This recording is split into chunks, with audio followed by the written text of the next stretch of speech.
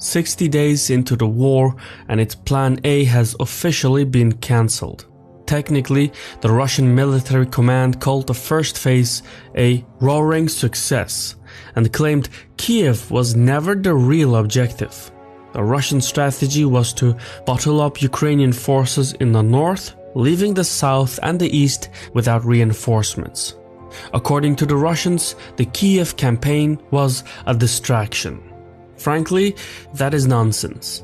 The war crimes in Bucha and Mariupol and the sinking of the Moskva flagship were not part of the plan. Russia is changing its war goals because the takeover of Kiev has failed. But this doesn't mean the end of the fight is near, far from it. As recently as April 25, Putin said it was not the right time to meet Zelensky, which means that the Russians believe they can still capture more territory before ceasing hostilities.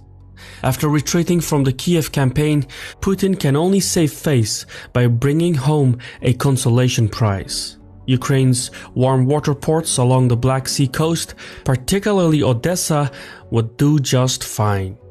Since switching to the second phase of the war, Moscow has tuned its informational messaging. Russian MP Leonid Babashev said that Russia would aim to place Zaporozhye, Mykolaiv and Odessa under its control. He also called for a landlocked Ukraine and the secession of Odessa to Russia. This may seem blatant, but it's not an isolated view. Russian MP Mikhail Sheremyt said that Crimea and southern Ukraine should unite into a single federal district of Russia. Statements like these are dime a dozen, but the biggest revelation came from the deputy commander of the Russian Central Military District, Rustam Minikayev, who is one of Russia's top generals. Minikayev stated that the objective of the second phase of the special operation is to gain complete control over the Donbas region and all of southern Ukraine, creating a land bridge to Crimea and the separatist region of Transnistria, which belongs to Moldova and has a significant Russian peacekeeping force. Much of Minikayev's statement is just a rehash of the situation as it is. Russian control over the entire Donbas region was a fairly obvious observation since the start of the war, and creating a land bridge between Crimea and Russia is just a restatement of the current reality. Russia already controls big chunks of southern Ukraine, from Kherson to Mariupol to Donbas, so nothing special here. But Minikayev's statement on seizing all of southern Ukraine is quite controversial, because it implies a strategy to move all the way up to Odessa, Mykolaiv and Transnistria, leaving Ukraine completely cut off from the Black Sea. Сьогодні з посиланням на російських військових була розповсюджена новина про те, що начебто їхнім завданням зараз є встановлення контролю над півднем України і вихід до кордону Молдови. Russia's new war plan is perhaps its most dangerous move yet. What exactly Russia intends to do with all this territory is up for debate. Usually in conflict and diplomacy, territory is used as a bargaining chip to secure political concessions. Putin may ask Zelensky to restrict Ukraine's foreign policy and armed forces in return for some of its territories. If that doesn't work, Russia could organize popular referendums and create new separatist entities on Ukrainian soil. It would be the same trick they used in Crimea, Donetsk, Luhansk, but also in Transnistria, Karabakh, Abkhazia and South Ossetia. Each of these separatist regions has a different story, but each also has a Russian military presence. In a way, these proxy pseudo-states are like different branches or twigs of the same tree.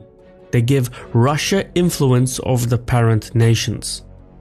In Kherson, Odessa, Mariupol, Mykolaiv and other Ukrainian cities in the south, Russia could organize referendums and create new pseudo-republics. At a still later date, Russia could then arrange a legal process to join these separatist regions into the Russian Federation. If southern Ukraine is annexed, Zelensky's government would be left with a rump state. and a landlocked one at that. Russia, however, would be in a position to consider an exit strategy for the war. Seizing warm water ports such as Odessa, Mariupol, Kherson, Berdyansk and Chernomorsk would serve an important PR purpose. It's something the Russian leadership can sell to its public as a victory. Ordinarily, warm water ports, or year-round ice-free ports, are of significant geopolitical and geoeconomic value. In Ukraine, much of its vital economic activity takes place in the south by means of exports through the Black Sea. Losing Odessa to Russia would block Ukraine from an essential export path and likely alter the regional geoeconomics.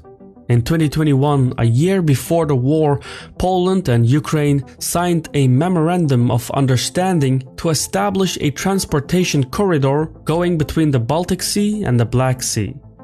The Polish port of Gdansk and the Ukrainian port of Odessa are central to the plan, with container cargo between the two ports being transported by rail. The ultimate objective is to create an intermodal corridor to provide an alternative path for Chinese trade entering Western Europe. China has been looking for a land corridor to Europe that bypasses major powers like India, Iran, and Russia. The middle corridor is the answer to that call. Running from China to Kazakhstan, the route crosses the Caspian Sea to Azerbaijan and then proceeds to Georgia and Turkey, where it then crosses the Black Sea to Ukraine. The Polish-Ukrainian corridor is supposed to help facilitate Chinese trade by speeding up the transit time from Istanbul to Gdansk to no more than 4 days. This alternative corridor will happen either way, but if Russia permanently takes Odessa, the corridor would likely bypass Ukraine and settle for alternative ports instead. That would deeply harm Ukrainian interests. For Russia, however, warm water ports serve a dual purpose. By controlling ports, Russia gains the ability to control the nearby seas, project power abroad, and observe maritime consensus. So, Russian interests in the Black Sea are binary, both commercial and naval. However, the commercial aspect is rendered useless since Russia is under sanctions. Biden has recently banned Russian ships from American ports. Canada already shut its ports to Russian ships and from Canadian waters, and Italy, Estonia, and Bulgaria have taken similar steps. In the coming weeks, more European nations are likely to follow these precedents. So, even if Russia takes all of Ukraine's ports, it wouldn't be able to make use of the geoeconomics since no one would want to trade with Russia. Meanwhile, on the naval aspect, warm water ports are the only outlets with which Russia can influence the world beyond its immediate region, since it's explicitly a land power. Russia wouldn't be much of a global power without a few warm water ports. However, here too, there are flaws in the planning. Naval ports are only as valuable as the naval forces using them, and the Russian Navy is not what it used to be. Its firepower, technology, and manpower is lacking. The Russian Navy is the weakest combat branch in the Russian military. Most of its vessels are outdated, and Russia does not have the resources to modernize and expand its assets. Currently, Russia doesn't even have the upper hand in the Black Sea, with Turkey being a serious contender. So, the plan to seize the Ukrainian coastline wouldn't make much of a difference to the fortunes of Russia. Moscow wouldn't have much commercial or naval use for the ports owing to its international seclusion and poor economic weight. Seizing the Ukrainian coastline would, however, serve a valuable propaganda purpose. The prized city of Odessa and others like it could allow Putin to claim victory in spite of all the injuries sustained so far. The propaganda value of seizing southern Ukraine would relate to the recent near-complete capture of Mariupol. The city of Mariupol hosted the Azov Battalion, a paramilitary group in Ukraine's armed forces which boasts SS insignia. So, By taking Mariupol, Russia could claim to have defeated the Ukrainian Nazis it sought out to destroy. This narrative, defeating the Nazis from Mariupol, seizing the warm water port of Odessa, and creating a land bridge going from Russia to Crimea, would fit the official story that the Kremlin has been echoing. Achieving these goals would allow the Russian state to proclaim victory and get away with it. That said, the Russian occupation of southern Ukraine would come at a heavy cost. In fact, Russia may think the better of it and just try to retain what it is currently occupying. Moscow cannot afford another humiliating failure. But if it does decide to go on, Russia would find it difficult to push all the way to Odessa, since it would stretch its supply chains thinly. It also remains unclear whether or not Russia has the reinforcements, equipment, and the morale to push across such a vast distance.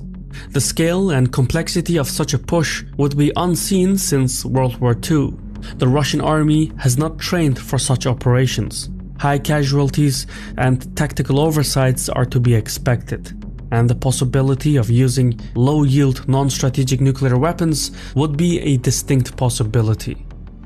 Still, even if Russia is successful in the south, it is difficult to imagine a military occupation of such a vast space, one teeming with a resentful population. This is not going to end the way the Russians think it is, because while Russia has the watch, Ukrainians have the time.